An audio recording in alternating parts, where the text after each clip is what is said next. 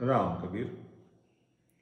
कबीर का एक वचन है कि भगत मोह्या भगवंत को, भगत मोह्या भगवंत को समझे नहीं अज्ञान। भगत मोह्या भगवंत को समझे नहीं अज्ञान। शीश न नमे संत को, शीश न नमे संत को बुरी करी अभिमान। ये बहुत बड़ा वचन है। जो भगत लोग हैं, जो सीधे साधे लोग हैं, जो केवल भक्ति करना चाहते इस जगत में आए हैं, तो उनको ना किसी की कुथली करनी है, ना किसी की निंदा करनी है, ना उनको बड़े धन संपत्ति पैदा करनी है, ना बड़े राज सत्ता का लोभ है उनको। बस अपना जीवन है, अपना परिवार है, उनका पालन पोषण करना है और अपने हिस्से में जो कर्तव्य आया है वो कर्तव्य करते करते, परमात्मा को याद करते करते बस चले जाना है, वही उनका कार्य है। तो ऐसे जो लोग हैं, जो केवल भक्ति करना चाहते, जो राम को प्राप्त करना चाहते, ईश्वर को प्राप्त करना चाहते हैं, मगर कबीर बहुत सटीक बात कहते हैं, ऐसे जो समुदाय, ऐसा जो लोग हैं जो सीधा साधा है, ज्यादा पढ़ा लिखा भी नहीं है। और कबीर के जमाने के, कबीर तो कभी अपने जमाने की बात करते थे, पढ़ाई लिखाई तो इतनी ज्यादा थी नहीं, और पंडित पुरोहित आम जनता को पढ़ने देते भी नहीं थे। मगर उनका एक कार्य था पंडितों का, ऐसे सीधे साधे लोगों को इकट्ठा करना और भगवान की बातें बताना, और वो भी झूठी बातें, अपनी बनाई हुई कहानियों की बातों में उलझा देना। तो कबीर कहते हैं कि भगत मोह्या भगवंत को। और ये लोग ऐसे पंडितों को, पुरोहितों को, कथाकारों को, वार्ताकारों को, उपदेशकों को परमात्मा का सच्चा भक्त मान लेते हैं, और सच्चा परमात्मा का भक्त मानने के बाद वो उनकी बनी बनाई हुई कहानियों में उलझ जाते थे। तो कहते कि समझे नहीं अज्ञान। बेचारे लोग कुछ समझ ना पाते, कुछ समझ में ना आता, हाँ हाँ करते रहते। आज भी मैंने देखा है, आज पढ़े लिखे लोग भी यही काम करते हैं, कथाओं में वार्ताओं में जाते हैं, ऊपर आसन पर बैठा हुआ, वो तो ज्यादा पढ़ा लिखा होता ही नहीं है, मुझे मालूम है, मैंने बहुत सारे कथाकारों को देखा है, मगर नीचे पढ़ा लिखा बैठा हुआ अधिकारी भी हाँ हाँ करता रहता है, मुंडी हिलाए रखता है, हाँ हाँ बरोबर है, बरोबर है महाराज, बरोबर है, बरोबर है। क्या बरोबर? ना शास्त्र की उनको पता खबर है, ना आपको पता है, बस चलता ही रहता है। तो कि शिष्य ना नमे संत को, मगर जो सच्चा संत है, कबीर जैसा कोई संत है, तो कोई सही बात बताता है कि भाई ये सब अंधश्रद्धा है, ये अज्ञान है, ये आपको भ्रमित कर रहा है, तो उन पर उनकी श्रद्धा नहीं जाती है। क्यों? क्योंकि वो सांप्रत विचारधारा से कुछ अलग बता रहा है, ऐसा हमें लगता है, ऐसा वो लोग सोचते हैं, ये समुदाय सोचता है जो ज्यादा पढ़ा लिखा नहीं है, बेचारा अपनी जिंदगी व्यतीत करना चाहता है, बस किसी की झंझट में उनको उलझना नहीं है, पढ़ना नहीं है।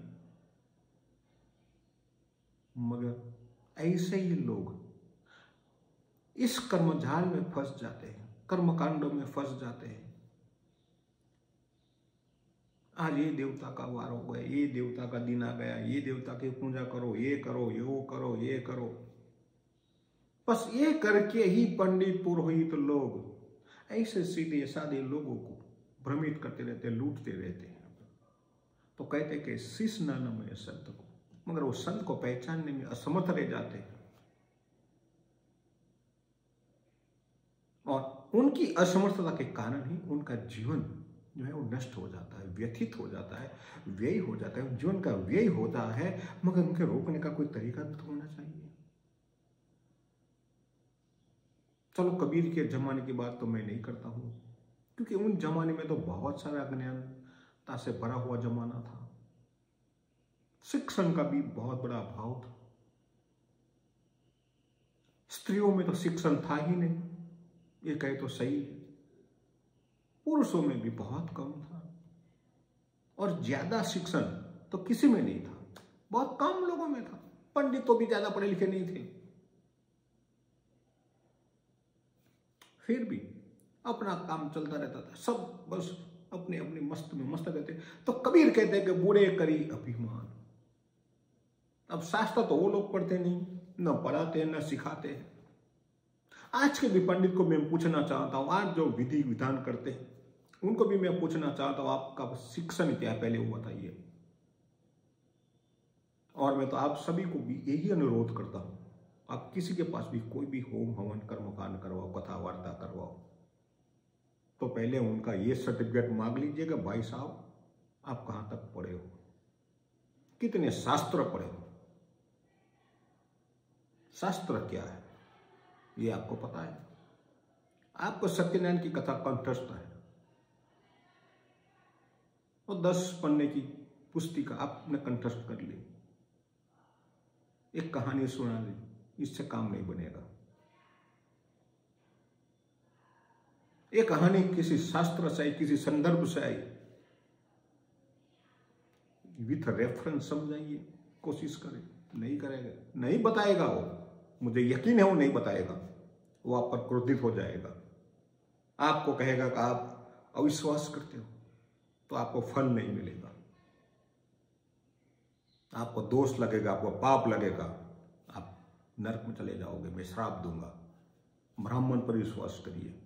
क्या कैसे करे भाई, तू पढ़ा लिखा नहीं है, तुझे शास्त्रों की बात मालूम नहीं है, और तू कहता है कि बस मैं तो ब्राह्मण हूं। अरे जन्म से तू ब्राह्मण है, वो सही है, मैं मान लेता हूं, मगर ब्राह्मण है तो ब्राह्मण का कर्तव्य भी समझना चाहिए, वो कोई नहीं करता है। तो कबीर कहते भगत मुह्या भगवंत को। ऐसे सीधे साधे जो लोग हैं वो भक्ति की बात सुनकर उनके पर मोहित हो जाते हैं, उनके प्रति आकर्षित हो जाते हैं, और यही मान लेते हैं कि नहीं वही तो धर्म है, वही तो क्रिया है, वही तो करना है। मगर ये सत्य नहीं है। हमारे उपनिषद में जो भी आया है, जो भी एग्जाम्पल आया, जो भी ऋषि आया है, ऋषियों ने जो बात कही है तो ऐसे बात नहीं कही है, विथ संदर्भ समझाने की कोशिश की है, संवाद किया है। और ऐसा संवाद आज कोई नहीं करता, कोई नहीं समझाएगा। वो कथा वार्ता सुना देगा, एक बनिया की वार्ता सुना देगा, कठियारे की वार्ता सुना देगा, बस कहानियां सुनाते रहते हैं। एक लकड़खोर था, वो था नहीं, ऐसा था, पारदी था, उनको ये मान लिया, फिर हो गया, भगवान प्रकट हो गए, आशीर्वाद दिया। ये लकड़ी की कुहाड़ी, पत्थर की कुहाड़ी थी न, वो सोने की हो गई, उनको सब दे दी। बस ये वार्ता करता रहता है, कहानियां सुनाता रहता है। मैंने ऐसी कहानियों से अपना जीवन नहीं चलेगा, अपनी सोच नहीं बदलेगी, अपनी अंधश्रद्धा नहीं जाएगी, अपना दुख नहीं जाएगा, और स्वर्ग नहीं मिलेगा,